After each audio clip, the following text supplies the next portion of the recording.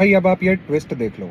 पहले इजराइल ने ईरान के ऊपर हमला किया, बहुत ही गर्मी आ रही थी उनके अंदर। फिर उसके बाद यूएस ने भी उनको ज्वाइन किया कि हाँ हाँ हाँ, चलो चलो चलो ईरान को बर्बाद करते हैं।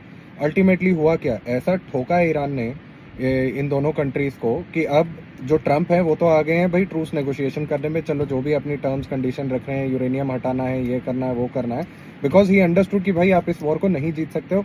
आपका जितना नुकसान इन बिलियंस ऑफ डॉलर्स में हुआ है, they have understood this thing. अब एक रीसेंट कॉन्वर्सेशन हुआ है between Donald Trump and Netanyahu के बीच में।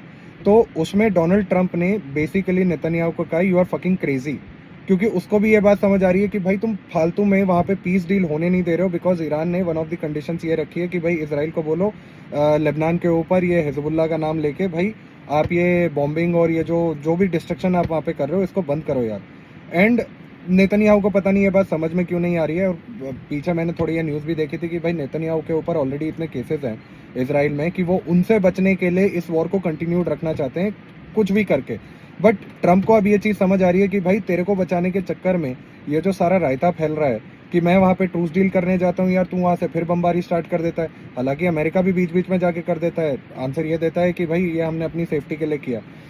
तो मतलब देखो, पूरे वर्ल्ड में रायता फैलाने के बाद, क्राइसिस क्रिएट करने के बाद, अब इन दो महान शख्सों को ये चीज़ समझ आने लगी है कि भाई देखो इस तरीके से रास्ता नहीं निकाल पाओगे, कुछ तो थोड़ा सा किसी न किसी को समझदारी दिखानी पड़ेगी।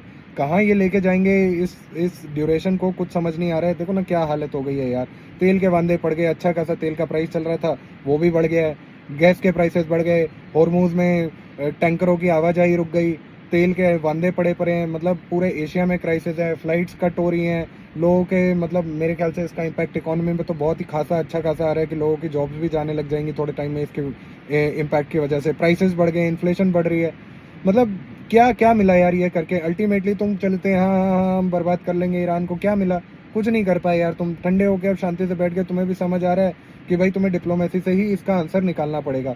अब इतना गंदा रायता फैलाने के बाद अब इन लोगों को थोड़ी दिमाग वाली हरकतें करने लग रहे हैं, तो उसमें भाई वो वहाँ से इसराइल जाके यहाँ पे ठोकाबाजी स्टार्ट कर देता है। ये पता नहीं क्या भाई, कोई सेंसिबल वर्ल्ड लीडर लेके आओ भाई, इन दोनों को बैठा के समझाओ कि ओ महान लोगों, प्लीज़ इस चीज़ को बंद कर दो, थोड़ा वर्ल्ड इकोनॉमी को स्टेबलाइज होने दो। वैसे ही कलयुग चल रहा है, तुमने उस पर और धुआंधार पेल रखी है यार।